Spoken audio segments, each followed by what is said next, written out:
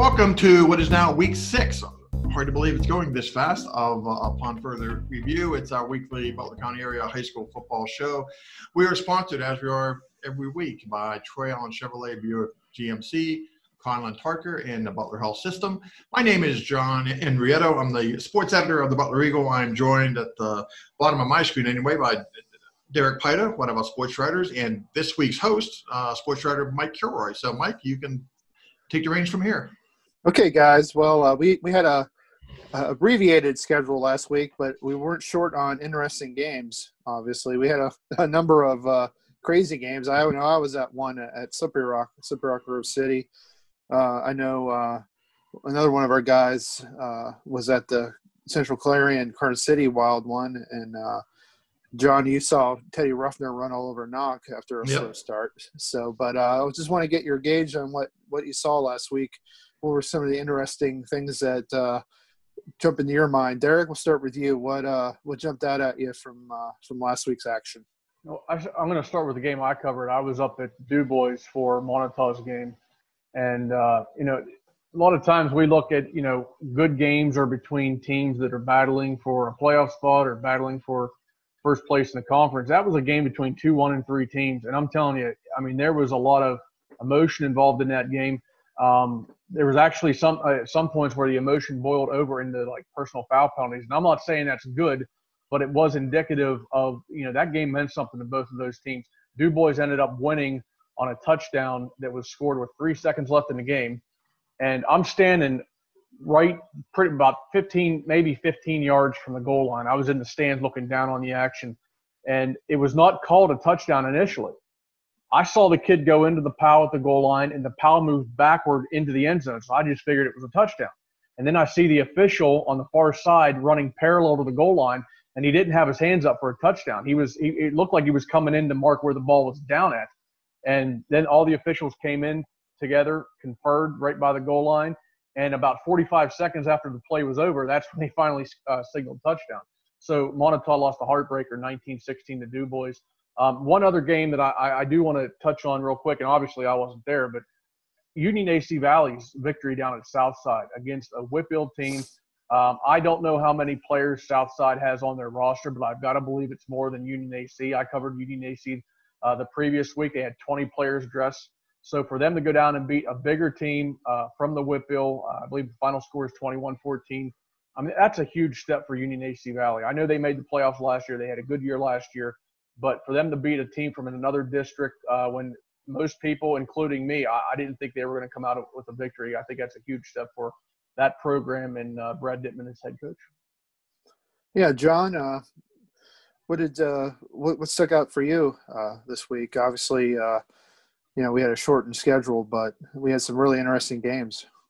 We did, and I'll go with the game that I was at. You mentioned earlier, Mike, that I covered the Mars Knoch game over at Knoch, and Teddy Ruffner, in just over 3 quarters of play, he left the game after he scored his 6th touchdown. I think there was 9:49 left in the 4th quarter. Ruffner had 32 carries for 303 yards and a career-high 6 touchdowns in that game. And what impressed me about that is during the time that Ruffner was in the game, he touched the football for all but 14 or 15 of Moore's plays. And what amazed me about that is, Knoch was certainly not surprised by that. They knew they were going to get a steady, if not an overdose of Ruffner that night.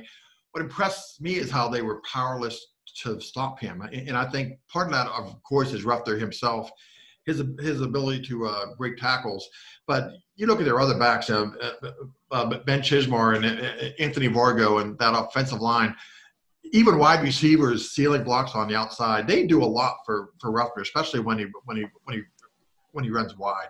So I was impressed by not only Ruffner's performance, but how his performance is predicated by a total team game on offense. Then the other game I want to mention is, and I know, Mike, you were at this game and you're going to touch on a lot more detail. Big win for Slippery Rock, though. Coming back, beating Grove City in overtime. I know it's been a while since they've beaten them. I know those two towns, of course, right next door to each other. It's a big rivalry through the years. Huge win for the Rockets, especially the way that Grove City handled them the first time they played. Yeah, I was at that game. That was certainly the best in the series that I've covered, and I've covered a lot of them over the years. It was a good, hard-hitting clean football game. Both coaches have a lot of mutual respect for each other, which I think helps. Both coaching staffs and even the players showed a lot of mutual respect for each other. We're going to talk about it more here in the discussion, so I won't get too much into it. But wild ending, probably something I had never seen before: a fake field goal followed by a game-winning field goal in overtime. I don't think I've ever seen that in any level, let alone high school. I know I've never seen it. So we'll move on to that. The discussion topic is kind of alludes to that. Like I said, Slippery Rock won on a crazy circumstances at the end of this game. They're down 14-7. They drive. They score a touchdown. They get a unsportsmanlike conduct penalty for excessive celebration, which, you know, I know it's a letter of the law, but come on, they just scored a potential game-tying touchdown with 11 seconds left. Keep the flag in your pocket. But they called it, pushed the extra point back. It was a 36-yard extra point, no gimme at any level. We've seen NFL kickers miss 36-yard field goals all the time. Alex Duffalo buries it right down the middle. They go crazy. They stuff Grove City on their possession, and then on Slippery Rock's possession, they lose 13 yards. It's third down. Wenderoos sends out the kicking team. They fake the field goal. Duffalo the kicker receives the pitch, runs to the 10. Then he lines up and he kicks the game-winning 27-yard field goal. So my question to you guys is, what's the craziest thing you've seen in games that you've covered over the years? John, we'll start with you. Well, I got to leave the county for this one. I got to go back to my days in Steubenville, when I worked for the Herald Star down there. I covered, remember in 1993, I was covering a state semifinal game involving Steubenville Catholic Central and Newark Catholic. Back then, Newark Catholic was a state powerhouse, and it was a lower division. I think they were a Division 4 out of 5 divisions in Ohio at that time. But anyway, they're playing a Newark Catholic grass field, driving rain the entire game. Field was a mud pit, and Steubenville Central is winning, I believe, by 2 points, and there was maybe 7 seconds to go. They had fourth down and long at midfield. They didn't want to risk a punt because the conditions were just absolutely miserable. I mean, the field was slop, ball was slick. I'm sure they were afraid if they'd mishandle a putt snap or something like that would happen. So Central's plan was snap the ball back to the punter, who was also their quarterback, and have the quarterback turn around, run out the time, take a knee, and the game. Well, the punter / quarterback takes the snap, turns around, he starts running. He's running toward the scoreboard end of the field, so he can see the clock ticking down. He sees the clock go down to zeros, and like somebody would do in a basketball game, he takes the ball and just chucks it, backwards, figuring the game's over. Well, this is football. It's not basketball. That's a live football. And the only two people who seemed to realize it was a live ball were these two players from Newark Catholic. This is such a vivid memory for me. These two players from Newark Catholic are running down the sidelines trying to get this football. The football's kind of swashing and muddling its way toward the sideline in like I said, a muddy, slick field. Central kids are celebrating. Newark Catholic kids, the other kids, are leaving the field with their heads down like they lost. These two kids are going for the ball, and right before two kids get to the football down around the Central 7-yard line to scoop it up and run it in, fans are starting to come toward the field. And some fan, I'm assuming a Steubenville Central fan, I don't know, picked up the ball while still in play. So there's a big huddle. The officials huddle up, and they probably discussed a good 10 to 15 minutes. They ruled game's over. The ball was out of bounds. The ball wasn't out of bounds, but I think that's how they got out of making a ruling here. They said the ball was out of bounds. The game was over. But that was probably the craziest, wackiest play I've ever seen on a high school football field. Was that the year they won the state championship? It was. They won it in be a story for another day. They won it in another wacky game the following week to win the state title. Yeah. Tom Needham, our good friend Tom Needham, was on that team. John? Yes, he was. Yep. Yeah. Greg Bain, the coach, right? Yeah, absolutely. Yep. He would definitely slammed his head off of a brick wall. Oh my goodness. Yep. That's another story about Greg Bain. Maybe we'll get to it sometime on we will this sometime. Show. Derek, what's the craziest game you've ever, or sequence or anything that you've ever seen in the game that you've covered? Mike, you emailed me this agenda for today's show last night, and when I read this question, my mind immediately went to a game I covered in 2007, Mars against Summit Academy. This is back when Mars was a double-A school, double-A in football. And they played, as you guys know, Summit Academy plays all their home games on Saturday afternoon. And this was when you guys remember this guy, Bill Bear, the beast running back for Mars. Oh, yeah. I mean, he was piling up, 240, 250, 4 or 5 touchdowns a game. It was late in the season, and Mars goes to Summit Academy for a conference game. They were in the same conference. It was Tri-County North. And everybody knew. I mean, I knew. I think anybody that had any kind of interest in this game knew that if Summit Academy tried to stand toe-to-toe with Mars, it was going to be a blowout. Steve Shear, the coach of Summit Academy that year, he knew the same thing. And he opened the game with 2 straight onside kicks. Onside kick, Summit Academy recovers. I think it was on the next play, on the very first play from scrimmage, their quarterback hits a bomb for a touchdown from midfield. Summit Academy lines up to kick off again, a second straight onside kick. This time they recover it, and they actually drive down the field. It was like a 4 or 5 play drive. Like 2 minutes into the game, it's 14-0. And I'm thinking to myself, man, we could be in for a huge upset here. Now, as it turned out, Mars ended up getting Bear going. He ran for over 200 yards that game, and Mars won the game 35-28. But I just give credit to Steve Shear, because there's not too many coaches that would have, I guess, the cojones, the guts to have 2 straight onside kicks to open the game, and that momentum carried that game into. I mean, it was a 7-point game at the end. Mars won by 1 touchdown, and I was thinking they were going to win like 49-8, 49-12, something like. It was crazy. It really was. Well, you know what it is. If you feel like you can't stop the other team, why give them the ball? He didn't want to give Mars the ball. Simple as that. Yeah.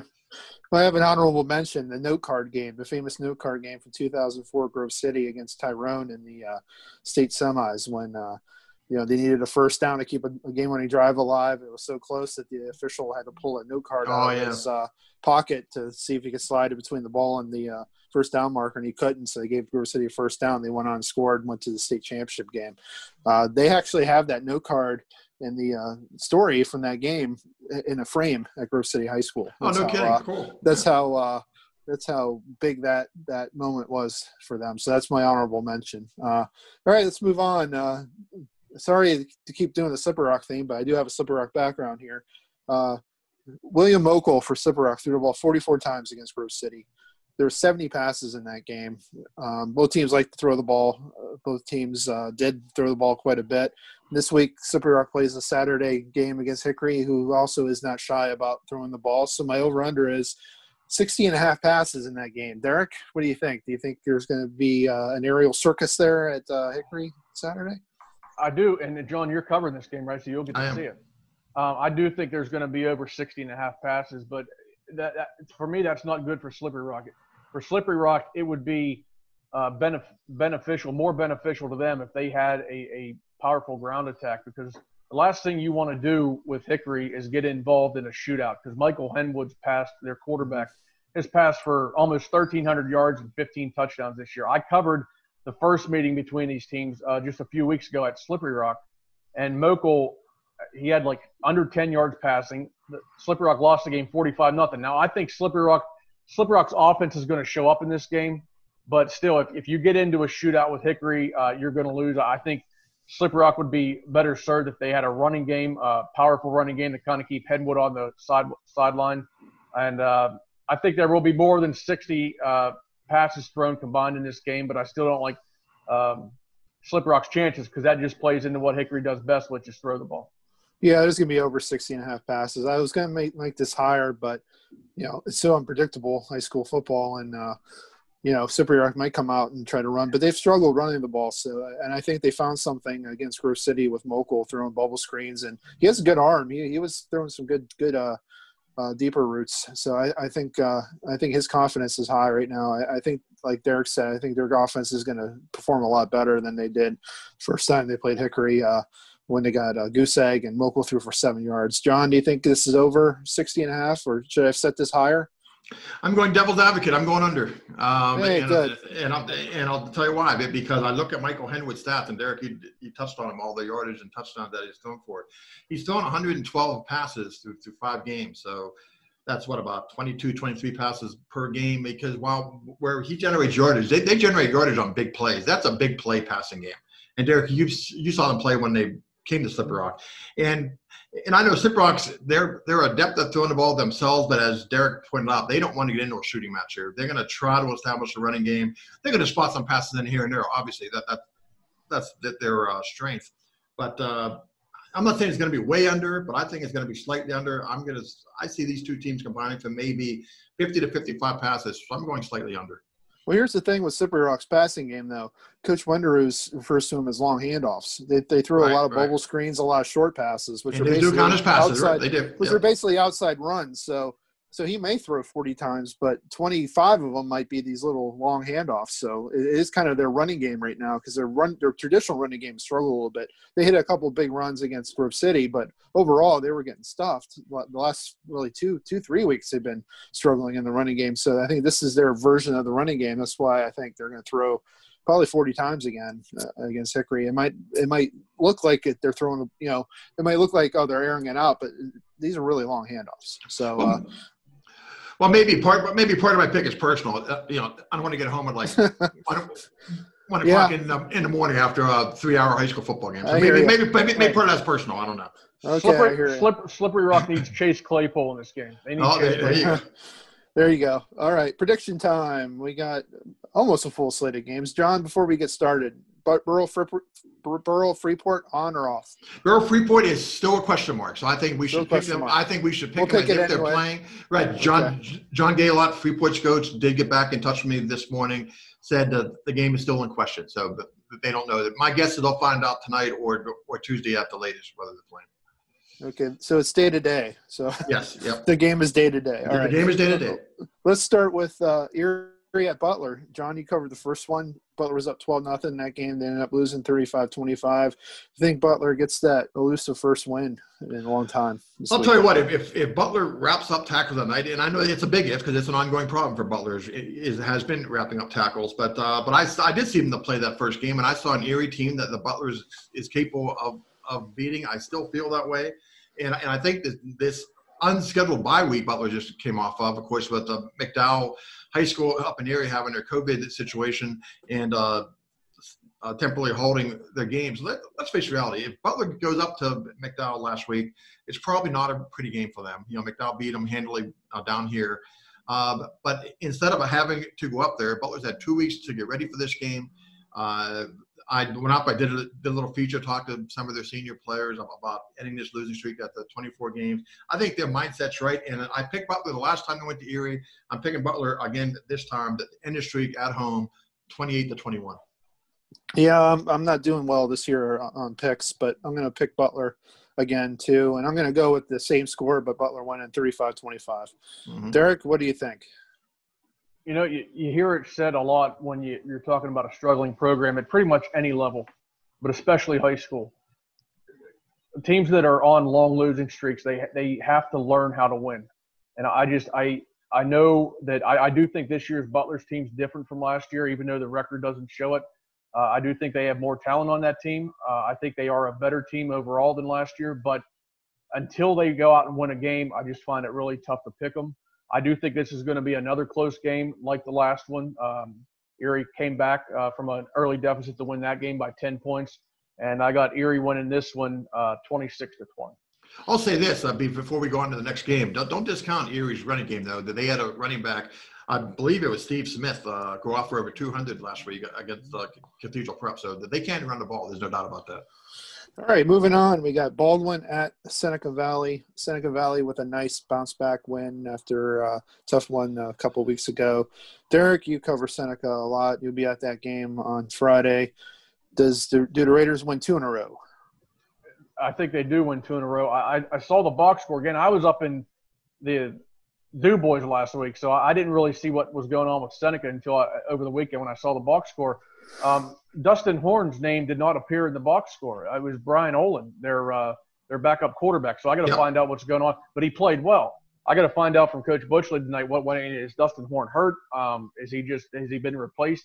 But in any event, Olin played really well, and Baldwin is, from what I can tell, they are not good this year. They got off to a kind of a rocky start though, because in the first 3 weeks of the season, I think it only had one game because their games kept getting canceled because their opponent had COVID. So, but all in all, Baldwin's not a good team. This game's at home. Seneca Valley, even without Ethan West last week, got that offense going again. So I like the Raiders to win this one. Pretty big, 30-12. John, what do you think? I got to go with Seneca Valley also. Baldwin, as Derek mentioned, they did miss a couple of games due to other teams' COVID situation. They came back last week, struggled against the Hempfield team that the Seneca Valley really handled. Baldwin only beat Hempfield 37-34 last week in a thrilling game. I don't think they have enough to stop Seneca Valley offensively. I think Baldwin will score a little bit, but I'm picking Seneca Valley 34-20. Yeah, I'm picking Seneca Valley too. You have to feel for Baldwin because, yeah, no fault of their own. They haven't been able to play a lot. They're like playing the Tennessee Titans every week. They can't get the game in. So, but I think Seneca's gonna win. I think they're gonna win handily, 34-10. I'm gonna go with Seneca Valley. Now we move on to Plum at Knoch. Knoch is struggling. I saw Plum a few weeks ago against Mars. They're a very dynamic team. They can run, they can throw. They put up 40-plus points on Mars. This doesn't look good for Knoch, does it, John? No, it really doesn't. And like I said, tough loss against Mars last week. Knoch actually led that game early in the second quarter, 13-7 before the wheels fell off. Plum can throw the ball too well. Knoch really struggles with their pass defense. Knoch's a little banged up now. Also, they're still banged up. I'm not sure J.J. Sobalski's status for this week. They held him out at the last second last week. He didn't have full range of motion yet from his injury from 2 weeks back. So I'm going Plum, and I'm going Plum handily, 35-13. Yeah, Derek, this looks like a really kind of a mismatch the way Plum's been playing this year. Yeah, Plum, we know how other teams do from outside of our area just because we look at the standings. When it comes to playoff time, we look at who other teams play and their strength of victory, so to speak. Plum is a football program that is normally down. I mean, they don't normally have a strong team, but this year apparently they just had the right combination of talent, experience, whatever. We saw it a few weeks ago when they put up 49 points on Mars. And I don't like, obviously, Knoch's chances in this game. I got Plum winning this one 38-14. Yeah, the only thing that might slow down Plum may be a bad weather night at Knoch on the grass field because they are predicated on speed. Their quarterback is fast. He has a great arm. And he has a lot of fast receivers, fast running backs. They do have a big banger running back, but he might get a lot of work if it's a sloppy field. I don't think it's going to matter. I think Plum's going to win. I'm going to say 35-7. Moving on, Greensburg-Salem at Mars this week. Mars, nice win against Knoch after falling behind. I'm sure they had some thoughts of, oh no, here we go again at Knoch, but they rallied the troops and won handily. Derek, you talk to Scott Heinauer every week. What do you think about this one? Tuesday morning at 10 a.m. That's my date every week with Scott Heinauer. Tuesdays with Scotty. He knows. He picks up the phone. He's like, hey, Derek, what's going on? Tuesdays with Scotty. The story behind this game is something, and I don't think there's going to be much drama to this game. John, I mean, we all know what Teddy Ruffner's capable of. I think he's going to have another big game this week against Greensburg-Salem.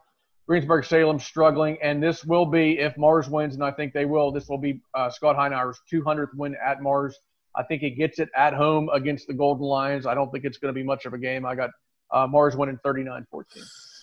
Yeah, I almost did an over-under how many carries Teddy Ruffner would get, 32.5. John, let's do a double dip here. Do you see one in this game, and does Teddy Ruffner get 32.5 carries? More than 32.5 carries in this one. Mars wins big, but Teddy Ruffner will not get 32.5 carries this week. I think talking to Scott Heinauer after the game against Knoch last week, he didn't realize he gave him the ball that many times. He really wasn't crazy about that idea. I think he's going to make sure that doesn't happen this week. It's not going to need to happen this week either. Derek touched on it. Scott Heinauer going for his 200th win at Mars. That's enough emotion and motivation for the planets right there. Plus Greensburg-Salem, since a narrow 1-point win, one-point win by Greensburg-Salem when they beat the Knoch 4 weeks ago, they stopped nobody. They gave up 40 points to Armstrong, 42 to Hampton, 56 to Indiana. Mars gonna romp them. I'm picking Mars 42-7. Yeah, I think Scott might keep the Teddy Ruffner doll in the toy box here a little bit. I think he was really concerned with how many carries he's been given Ruffner. Even the game against Plum, he was kind of almost appalled that he had given Ruffner that many carries before he left that game. So I think we're going to see a more diverse Mars offense because I don't think they're going to need 32 carries from Teddy Ruffner this week. I think Mars is going to roll. I think they're going to put up like 40 points. I'm going to say 40-14 Mars over Greensburg Salem. I think you're going to see Chismar and some of those other guys get some more carries. So here we go to the question mark game, Burl at Freeport. I don't know what to make of this one, John. Freeport obviously hasn't played in 2 weeks. They might not play again this week. If they do play, how rusty are they going to be? John, how do you see this one? This one seems like a tricky one.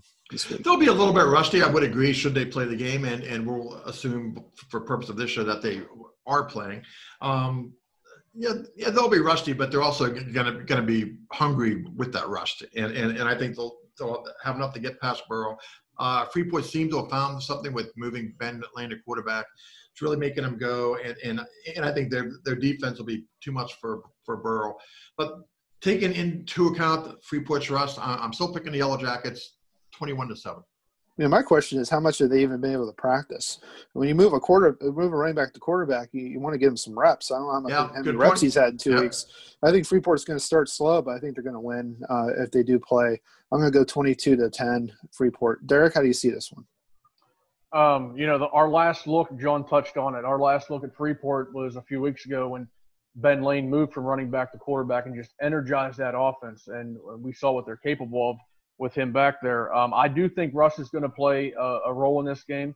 I agree with Mike. I think Freeport's going to get off to a slow start, but in the end, I think they'll pull this one out 23-16. All right, now we go move on to the juggernaut of the county, North Catholic. They've just been running roughshod over everybody. They're at Deer Lakes this week. Derek, you talked to Coach O'Shea semi-regularly. What do you think of this one? Well, I picked North Catholic to win every game this year, but there have been games where I picked them to win somewhat close games, maybe like 2-score games. This isn't one of them. Deer Lakes is struggling. I covered Deer Lakes earlier this year in the first game of the season at Freeport, and Freeport won that game. And that was before they moved Ben Lane to quarterback. North Catholic is they got the run game going. They got the pass game going with Joey Prentice, and he can run too. He has mobility. The defense is playing great. It all adds up to a blowout loss for the Lancers, 54-7. I'm picking. Ooh, wow, that's one of the more 50. That's one of the more lopsided predictions. Usually we try to tamp them down a little bit, but we're not pulling back this week apparently.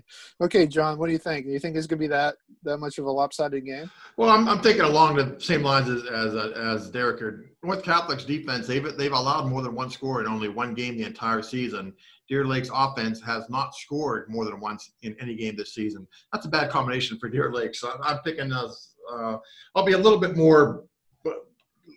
kinder than Derek was here on my score, but not much kinder. 45-6 North Catholic. Yeah, if there's ever a game that we're going to pick a lopsided score, this one might be it because of the things that you guys just mentioned. North Catholic rolling, Deer Lakes obviously is not. I'm going to go 55-6 North Catholic in this one. So we might have one of the biggest point spreads in this one that we've ever had in the prediction.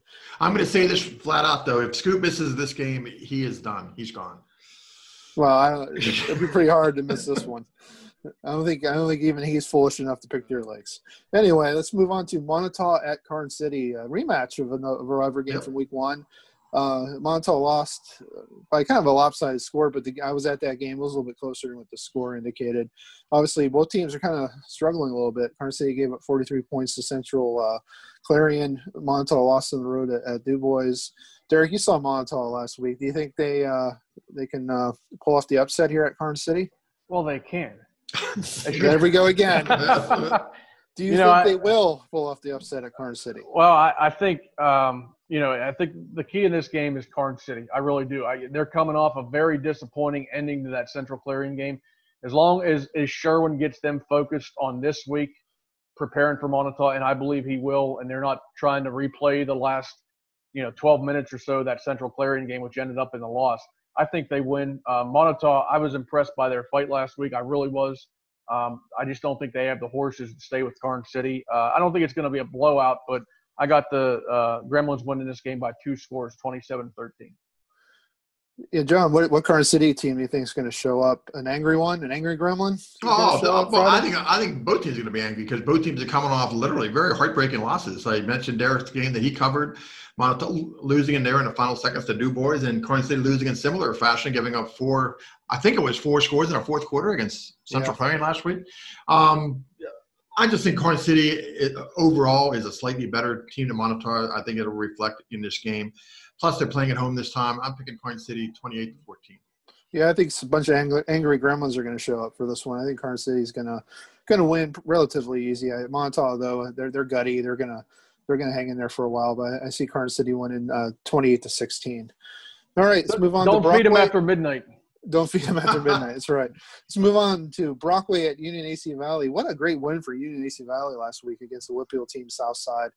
Like Derek talked about earlier, Southside has to have more players than Union AC Valley, but Union AC Valley went down there and went down there, over there, wherever Southside Beaver is, and beat them 21-14. Derek, do you think AC Valley keeps it going? Yeah, I'm just surprised that Union AC Valley found their way down there and back without getting lost. Maybe they did. I don't know. Maybe they did. They might have gotten lost. But they were there on time. They didn't have to push the game back. So I do think – I mean, Brockway, Union AC Valley already played them. They played them in week 1, and they crushed them. So Union AC's riding high off that win over a Whitfield team. I think it was a great thing for them. And Brockway, just a few years ago, Brockway was really strong. They're not now. I think Union AC wins at home this week, 27-14. Yeah, I see Union AC Valley rolling again. I think they're going to put some points on the board this week, too. I see them winning 34-14. John, sorry. Yeah, Brockway's got a versatile – Is it a sweep? Yeah, that's definitely a sweep. But Brockway has a versatile quarterback, Connor Ford, in their game against Kernsville last week. Threw for 152, ran for 83. That shows some versatility. But the other side of it is they only beat a Kernsville team that's not very good, 19-14. I don't think that's enough to get by Union AC Valley. I'm picking the Falcon Knights 27-12. All right, our Saturday night special. John, you'll be there. Super at Hickory. Yep. 45-0, of course, the first time. I don't think it's going to be that lopsided. John, do you see it the same way? Do you think Sipperick will pull off an upset? They won't pull off the upset, but they will. They'll get the scoreboard this time, though. I think Michael Henwood in that Hickory offense, it's just too much. I think Sipperick will hang in early, but I think eventually Hickory will get them. I'm picking the Hickory 38-14. Derek, what do you think? You saw the first one. I did. 17-0. Hornets took a 17-0 lead in the first quarter, and that was pretty much the ball game. I mean, Slippery Rock was never able to get their offense going. I think the key for Slippery Rock, number one, is to don't give up a huge don't be down by a huge margin after the first quarter. Stay in the game. The longer you can stay in the game, the better. I think they will stay in this game for the most part, but in the end, I agree with John. Henwood, the quarterback for Hickory's just got too much talent, and he's got a lot of weapons around him, and that's key too. I think Hickory wins this one 35-21. Yeah, I think Sipperick will hang in there for a while. They'll play him tough, but I think just the cream's going to rise to the top here with Henwood and that offense. I think they pull away late. I see them win 34-21, Hickory over Sipperick. All right, let's move on to what about the Mars boys and girls soccer teams who have always been strong. This year they seem to be a lot stronger. They're both undefeated, and they've outscored their opponents 126-6 this season. Mars boys just gave up their first goal of the season on Saturday. John, you saw that game. What can you say about these two programs and how dominant they've been? Well, you said the word dominant. To me, the domination is incredible. I mean, they both been strong programs for a lot of years now. But it seems like this year, even I guess you can even go back to last year, they're taking it to a different level. You mentioned I was covering the Mars boys game Saturday night against Mount Lebanon. Mars has not allowed a goal all year. They scored 67 times to themselves. Mount Lebanon puts one in on them with 4 minutes and change left in regulation. You would think under those circumstances, okay, but Mars they're going to take a 1-0 loss against their quality opponent, a quality 4A opponent. But Mars just kept coming. He finally tied up with 19 seconds ago. Then they went in overtime with 11 seconds left in the first overtime. Just a very determined bunch. They play together. The Mars boys players tell me that they've been club teammates for years. They've been high school teammates for years. Same thing on the girls side, Blair Gerlach, his record for the girls, this is just his record, as Derek well knows. He coached the boys for a while also. Blair Gerlach's numbers with the girls soccer program at Mars: 238 wins, 36 losses, 14 ties, 5 Whitfield titles, 3 Whitfield runner-ups, 2 state titles, and 13 consecutive section titles. Those numbers are crazy. Not bad. Those numbers are crazy. Yeah. I think he's a pretty good coach. I can see that, John. I can see that you're easily impressed. Obviously. Yeah. But yeah, Derek, you've covered these two teams.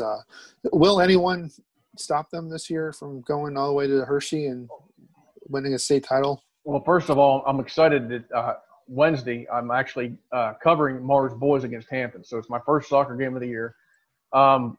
Mars boys have not been to the state. They've never won a state championship. They've been to the state championship once back in 2007. I covered that game. They lost it. But with a team that has that much talent, I'm specifically talking about the boys here. The girls, obviously, we know what they're capable of. They won the state title last year. The boys team, if you have that much talent, you may not come out and say it because you don't like, putting the cart before the horse, but they've got to be thinking beyond the Whitfield.